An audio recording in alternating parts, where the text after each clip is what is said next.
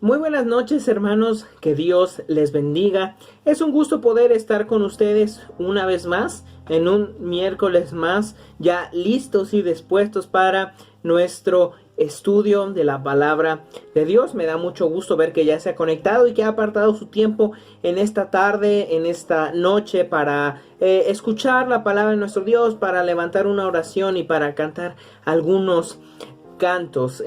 Como bien recordamos, las semanas pasadas estuvimos hablando acerca de la Reforma.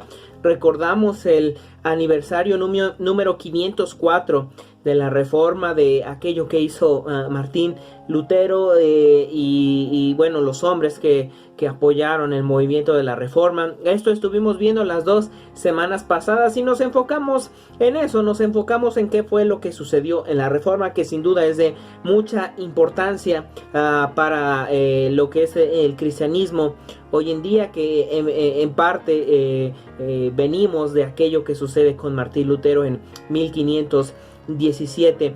Y bueno, ahora vamos a comenzar, hermanos, con nuestro estudio del Evangelio de Juan. Ya hemos terminado esta parte de lo de la Reforma. Antes de empezar a hablar de la Reforma, terminamos de hablar de el Evangelio de Lucas, y ahora nos toca comenzar a hablar del Evangelio de Juan. Entonces vamos a hacer una oración y vamos a comenzar con esta primera sesión de estudio acerca del Evangelio de Juan. Así que acompáñeme, hermano.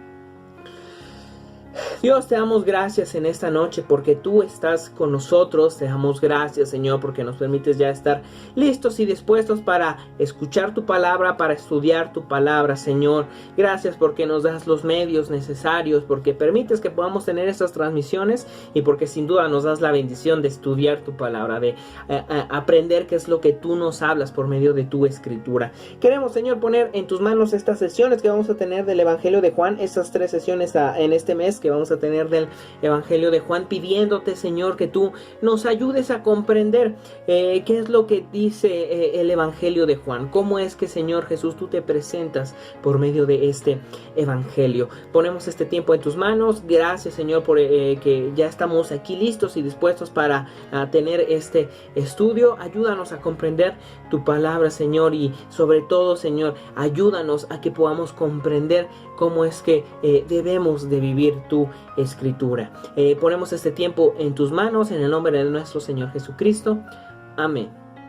Hermanos, pues entonces ahora sí comenzamos con nuestro estudio del Evangelio de Juan. Empezamos con esta primera sesión acerca del Evangelio, y primero que nada vamos a empezar a hablar acerca del autor, que es el apóstol Juan, el que es popularmente conocido como el discípulo amado, el que muy probablemente estuvo más cerca de Jesús. Y bueno, este apóstol Juan fue hermano de Jacobo el mayor, que también era parte de uno de los 12. Y bueno, vemos en la Biblia acerca de algunas iglesias, que como es la iglesia de Esmirna, la iglesia de Pérgamo, la iglesia de Sardis, la iglesia de Filadelfia, la iglesia de Laodicea y la iglesia de Tiatira, que fueron fundadas por el apóstol Pablo. Estas aparecen ahí en Apocalipsis, en los primeros capítulos, cuando se da el mensaje de Dios a las iglesias. Vemos algunas de estas iglesias que fueron fundadas por el apóstol Juan. Y el apóstol fue enviado de Éfeso a Roma, donde cuenta la tradición que él fue echado a una caldera de aceite hirviendo. Hemos de mencionar, ahorita lo voy a mencionar más adelante, que Juan es el único de los apóstoles que no muere martirizado. Es el único que no muere siendo sacrificado por causa del Evangelio, pero esto no quita el hecho de que sí le hayan querido martirizar, el hecho de que sí haya sufrido persecución por causa del Evangelio. Y parte de la historia nos cuenta entonces que a él lo pusieron en una olla de aceite hirviendo en Roma, y claramente sabemos cómo es que quema el aceite hirviendo. Si alguna vez de nosotros nos hemos quemado con el aceite mientras estamos cocinando, sabemos que esto es algo doloroso. Realmente el aceite pues quema bastante. Pero vemos milagrosamente que él salió sin daño alguno de este martirio que le hicieron. Lo pusieron en una olla gigante con aceite hirviendo, pero él sobrevivió de manera milagrosa. Él no murió ahí. Él fue el único de los discípulos, de los apóstoles, que no murió de un martirio, como la mayoría, como todos los demás apóstoles sí, pero Juan es el único que no. Domiciano, que fue un emperador romano, desterró posteriormente a la isla de Patmos a Juan, donde él escribe el libro de Apocalipsis. Hemos de mencionar entonces que el autor del libro de Apocalipsis es el apóstol Juan, y también el autor de las 3 cartas, la primera, la segunda y la tercera carta de Juan, pues es porque las escribe Juan, ¿verdad? Entonces él escribe el libro de Apocalipsis estando en la isla de Patmos, que él llega a este lugar porque es desterrado por el emperador romano Domiciano, y después el emperador Nerva, el sucesor de Domiciano, lo liberó. Él no muere en la cárcel, pero sí en la cárcel es donde escribe el libro de Apocalipsis. Fue el único apóstol que escapó de una muerte violenta. Fue el único que escapó de ser martirizado, de morir martirizado por causa del evangelio. Lo vuelvo a decir, esto no quiere decir que él no haya pasado por persecución, pero sí que él, a pesar de que estuvo en riesgo de morir, realmente él no murió en un martirio. Esto también tiene que ver con las palabras de Jesús, que él dijo que sería el único que no moriría de esta manera. La historia también nos cuenta que y el contexto en el cual se desarrolla esta situación cuando Jesús viene al mundo y toma a los apóstoles, nos muestra que Juan provenía de una familia acomodada. Eran una familia que pues tenían recursos, tenían dinero, realmente no les faltaba nada. Su padre se llamaba Zebedeo y tenía empleados en un negocio de pesca, del cual Simón Pedro era socio de Zebedeo. Entonces su padre se dedicaba a la pesca, y la pesca pues era el oficio común en la región donde ellos estaban, pero en este caso Zebedeo pues tenía un negocio pues un poco más grande. No solamente era pesca, sino que ya era un negocio mejor formado. Vamos a verlo aquí rápidamente en estos versículos. Vamos a ir a Marcos, que nos habla acerca de Juan. Marcos 1:19, Marcos 1:19 y 20, donde dice así: al ir un poco más adelante vio a Jacobo, hijo de Zebedeo, y a su hermano Juan. Ellos estaban en su barca arreglando las redes. Enseguida les llamó, y ellos, dejando a su padre Zebedeo en la barca junto con los jornaleros, se fueron en pos de él. Entonces estos dos son los primeros discípulos que llama Jesús, que son Jacobo y Juan. Son los primeros dos. Ellos están trabajando con su padre en la pesca, que es con Zebedeo, y es cuando Jesús les llama y ellos dejan a su padre en la barca pues con el trabajo. Lo vemos también en Lucas. Vamos a Lucas capítulo 5 versos 9 y 10, que dice así. Dice así: por la pesca que había logrado, el temor se apoderó de Pedro y de todos los que estaban con él, y de igual manera de Jacobo y Juan, hijos de Zebedeo, que eran socios de Simón. Entonces Jesús dijo a Simón: no temas, de aquí en adelante estarás pescando hombres. Estoy leyendo la Reina Valera 2015. Entonces aquí nos dice más específicamente que eran socios en el asunto de la pesca. Este suceso es cuando Jesús les dice que tienen que pescar, que no habían pescado nada. Aquí el verso 5 dice: maestro, toda la noche hemos trabajado duro y no hemos pescado nada, pero por tu palabra echaré la red. Cuando lo hicieron, atraparon una gran cantidad de peces y sus redes se rompían. Entonces ya es esto que aquí dice Pedro. Al verlo, cayó de rodillas ante Jesús, exclamando: apártate de mí, Señor, porque soy hombre pecador. Entonces estos hombres se dedicaban a la pesca. Juan se dedicaba a la pesca con su padre, y eran conocidos de Pedro, eran socios. Esto es lo que nos dice aquí la escritura en este pasaje de Lucas. Entonces vemos por otro lado a Salomé, la esposa de Zebedeo, la mamá de Juan, que Salomé estuvo entre las mujeres que acompañaron y sirvieron a Jesús mientras estaba en Galilea. Y esto y es algo interesante de mencionar, que bueno, ahorita lo voy a comentar. Vamos a ver aquí en Mateo capítulo 27. Mateo capítulo 27, que dice así, 27, 55 y 56. Versos 55 y 56, que dice así: estaban allí muchas mujeres mirando desde lejos. Ellas habían seguido a Jesús desde Galilea sirviéndole. Entre ellas se encontraban María Magdalena, María la madre de Jacobo y José, y la madre de los hijos de Zebedeo. O sea, es esta, Salomé, la madre de los hijos de Zebedeo. Y también lo vemos en Marcos capítulo 15.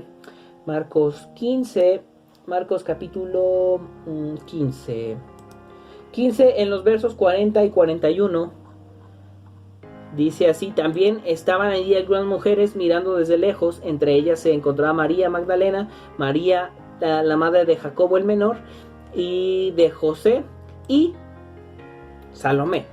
Cuando Jesús, estaba en Galilea, estas le seguían y le servían. También había muchas otras que habían subido con él a Jerusalén. Entonces aquí estos dos pasajes se complementan y nos dice quién es Salomé, que en el otro pasaje en Mateo dice que Salomé es la mamá de Jacobo y Juan. Entonces esta mujer sirvió a Jesús, estuvo en disposición de Jesús igual que sus hijos. Entonces esto es parte de lo interesante. Y también vemos que Salomé, la mamá de Juan, fue una de las que llevó especias con el fin de preparar el cuerpo de Jesús para su entierro. Lo vamos a ver en Marcos capítulo 16.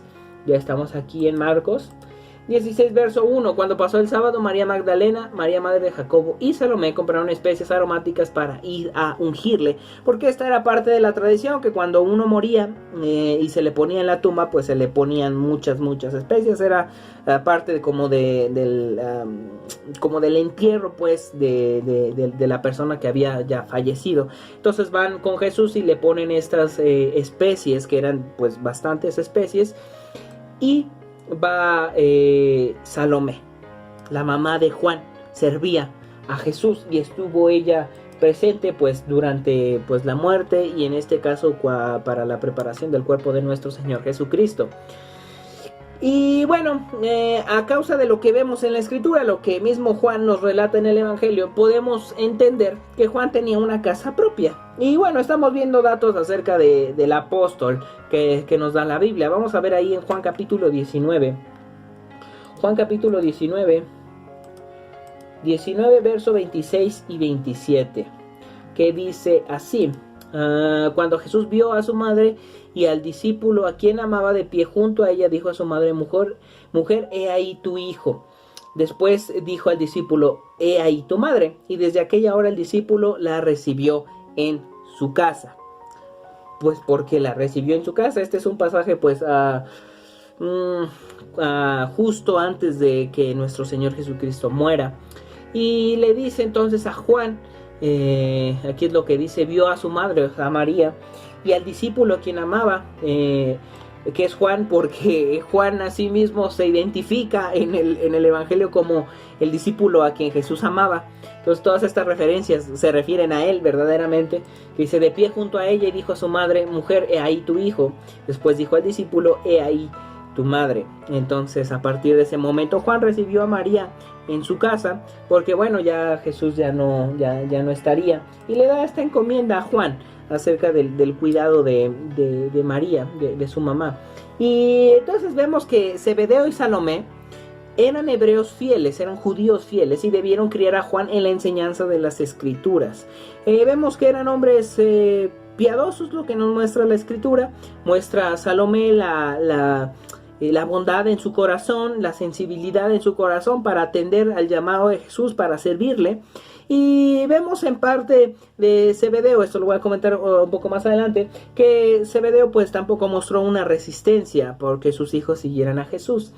Entonces el hecho de que Juan aceptase rápidamente a Jesús como el Cristo, como el Mesías, como el enviado de Dios, revela el conocimiento que él tenía acerca de la escritura y acerca de las profecías que hablaban acerca de el Mesías que habría de venir. Entonces, lo que podemos entender es que Zebedeo y Salomé formaron o forjaron y fueron de ejemplo también para Juan en este sentido. Y Juan conocía acerca de la Escritura. Al momento en que Jesús se presenta, él le reconoce inmediatamente, y por eso es que comienza a seguirle. Vamos a verlo aquí en Juan capítulo 1, versículo 35 y 36.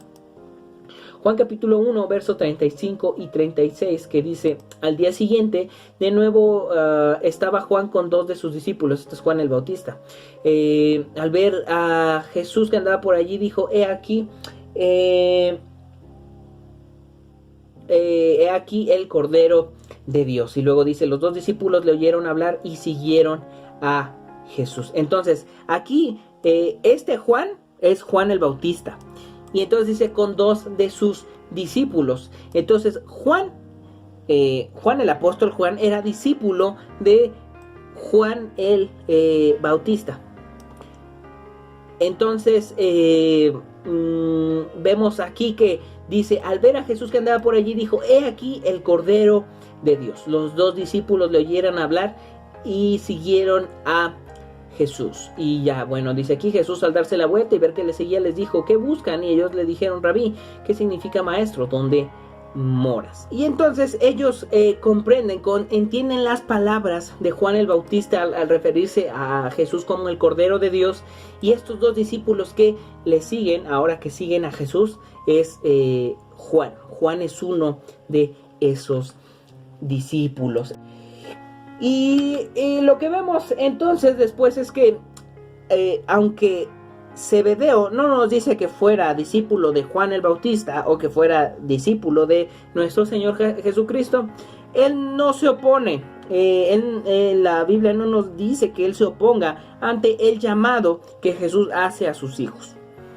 Cuando Jesús se acerca con ellos y les dice: síganme, ellos van, y Zebedeo no parece oponer resistencia. No les dice no vayan, no sabe ni quién es, no les dice eso, sino que simplemente les deja ir, les concede, y es partícipe de conceder la petición que Jesús había hecho a sus dos hijos. No se opuso a que sus hijos, a que Jacobo y Juan fueran predicadores de tiempo completo, que fueran seguidores de Jesús y que dejaran lo que estaban haciendo por seguir a Jesús. Tal parece que Zebedeo no se opone, y vemos entonces a Salomé también siendo servidora de Jesús. Entonces esto es interesante porque Juan está relacionado con este asunto. Él sabe que su mamá está sirviendo a Jesús. Claro, la Biblia no nos dice entonces de Zebedeo si le sirvió, pero tenía ahí a su mamá que estaba sirviendo a Jesús. Es interesante notar esto. Vemos más adelante, ya lo vemos en el libro de los Hechos, que cuando Juan y Pedro fueron llevados ante los gobernantes judíos, se les consideró iletrados y del vulgo. Básicamente podemos pensar esto porque ellos eran pescadores. Pero esto no quiere decir que ellos fueran personas incultas o que fueran personas analfabetas, personas que no supieran leer o escribir. No tenía nada que ver, sino que realmente les dijeron de esta manera porque ellos no habían estudiado en las escuelas rabínicas judías, que era los fariseos, era una de ellas. Y entonces a la hora que se encuentran frente al gobierno, frente a la asamblea de los líderes judíos, le dicen: pues ustedes pues son gente que no estudió dentro de alguna de las escuelas rabínicas, pero esto no quiere decir que no hayan que fuera gente ignorante. Mucha gente considera que realmente los discípulos, los apóstoles, estuvieron en el mejor seminario de la historia porque estuvieron frente al maestro durante 3 años seguidos.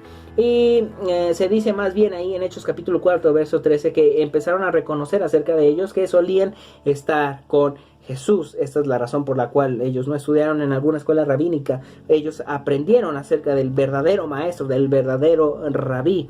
Ellos, por eso se dice que estuvieron en el mejor seminario. Estuvieron frente a Jesús, tuvieron al Cordero de Dios frente a sus ojos.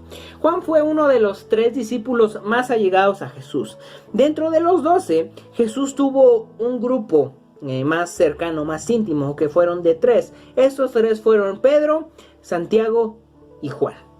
Estos fueron los más cercanos que Jesús tuvo y los cuales estuvieron en momentos más importantes, más íntimos. Vemos, por ejemplo, el suceso de la transfiguración. Ellos 3 están con Jesús, solamente ellos 3, a pesar de que el grupo era de 12, solamente eran 3 los que estuvieron en más cercanía a Jesús. Lo vemos entonces aquí en Mateo capítulo 17, versos 1 y 2. 6 días después Jesús tomó consigo y 6 días después Jesús tomó consigo a Pedro, a Jacobo y a Juan su hermano y les hizo subir aparte a un monte alto y fue transfigurado delante de ellos. Su cara resplandeció como el sol y sus vestiduras se hicieron blancas como la luz. Entonces aquí en este suceso tan especial que es la transfiguración, dice que estaba Pedro, Jacobo y Juan, los hermanos y el socio. O sea, los socios pues, que ellos ya se conocían realmente. Entonces, estos 3 fueron el grupo más allegado, más cercano a Jesús. En este momento aquí lo vemos. Vamos a Marcos capítulo 9.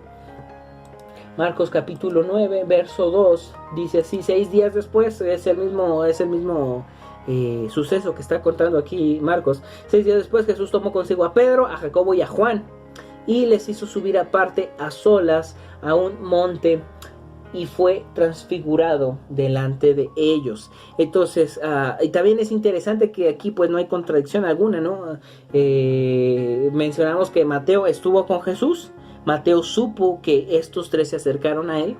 Marcos, como lo vimos, recibe la información acerca de Pedro y Pedro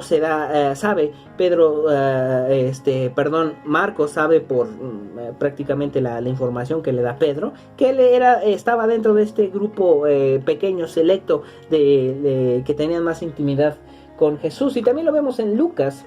Lucas al hacer su investigación también se da cuenta de esto. Lucas ahí en el capítulo 9, versos 28 y 29, que dice así: aconteció como 8 días después de estas palabras que tomó consigo a Pedro, a Juan y a Jacobo y subió al monte a orar. Y mientras oraba, la apariencia de su rostro se hizo otra y sus vestiduras se hicieron blancas y resplandecientes. Entonces, estos 3 eran parte de este grupo más como selecto, más cercano, más íntimo de Jesús. Y también estos 3 fueron los únicos apóstoles a los que se les permitió entrar con Jesús en la casa de Jairo. O sea, estos 3 estuvieron en momentos importantes.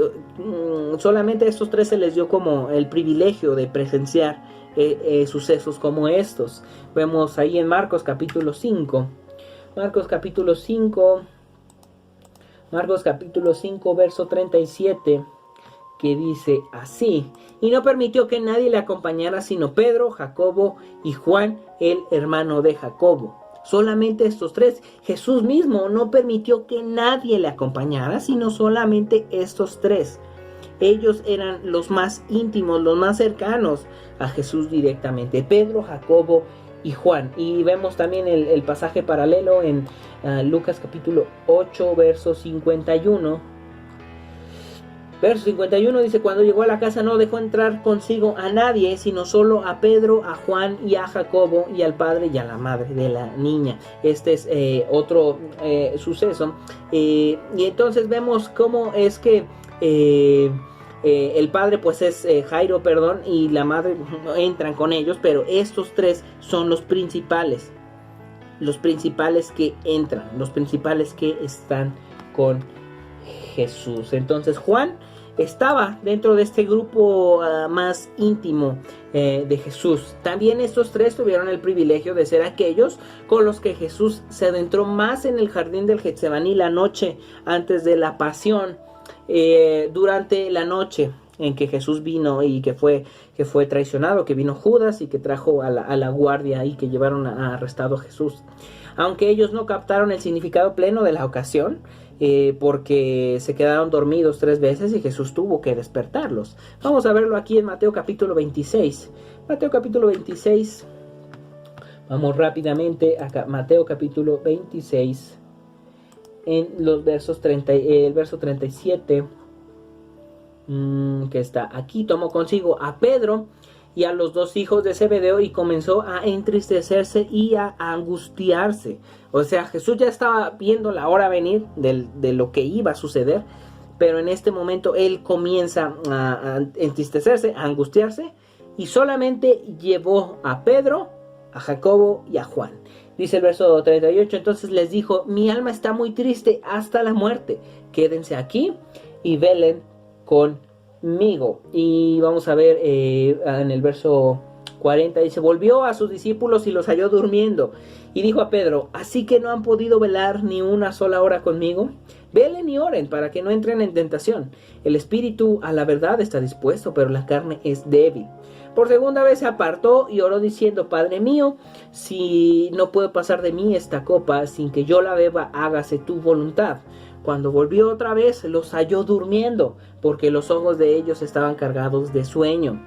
Dejándolos, se apartó de nuevo y oró por tercera vez, repitiendo las mismas palabras. Entonces volvió a sus discípulos y les dijo: ¿todavía están durmiendo y descansando? He aquí la hora está cerca y el Hijo de el Hombre va a ser entregado en manos de pecadores. Levántense, vamos, he aquí está cerca el que me entrega. Ellos no entendían la importancia de este suceso, no comprendían que estaba por suceder lo que no querían que sucediera y lo que Jesús pues estaba esperando de alguna manera. Ellos no comprendieron que esta era la última noche que iban a estar con Jesús, y ellos no se dieron cuenta. Ellos estaban cansados, tenían sueño y se durmieron, y no se dieron cuenta que era la última noche que iban a estar con nuestro Señor Jesucristo. Es por eso que una lección que aquí podemos ver es que debemos de aprovechar bien el tiempo.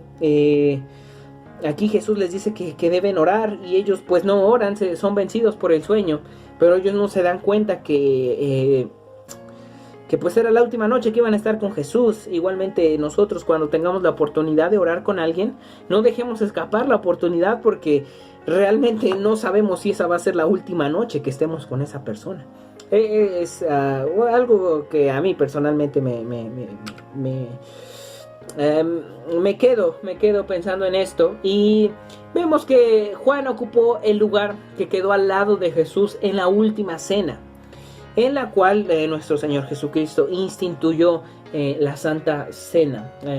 Vamos a verlo aquí en Juan capítulo 13. Juan 13, verso 23. Uno de sus discípulos, a quien Jesús amaba, estaba a la mesa recostado junto a Jesús, o sea, el mismo Juan. Y este discípulo fue el que recibió el honor excepcional de que se le confiara el cuidado de la madre de Jesús cuando él murió, cuando estaba colgado en la cruz, y le habló a Juan diciéndole, aquí ya lo vimos este pasaje: he aquí tu madre, y le dice a María: he aquí tu hijo. Y bueno, hermanos, pues se nos ha acabado el tiempo el día de hoy. La semana que viene vamos a continuar hablando acerca de el Evangelio de Juan. Un evangelio sin duda muy profundo, que toca temas muy profundos acerca de en cuanto a la teología. Es de los evangelios, nos da mucho contenido importante, igualmente que los otros evangelios, pero Juan es diferente, es diferente de los demás evangelios. Entonces nos vemos, hermanos, la otra semana. Que Dios les bendiga. No olvide conectarse a nuestras transmisiones, no olvide comenzar a leer el Evangelio de Juan, y si tiene dudas, aquí vamos a estar para resolverlas. Nos vemos entonces, hermanos, que Dios les bendiga.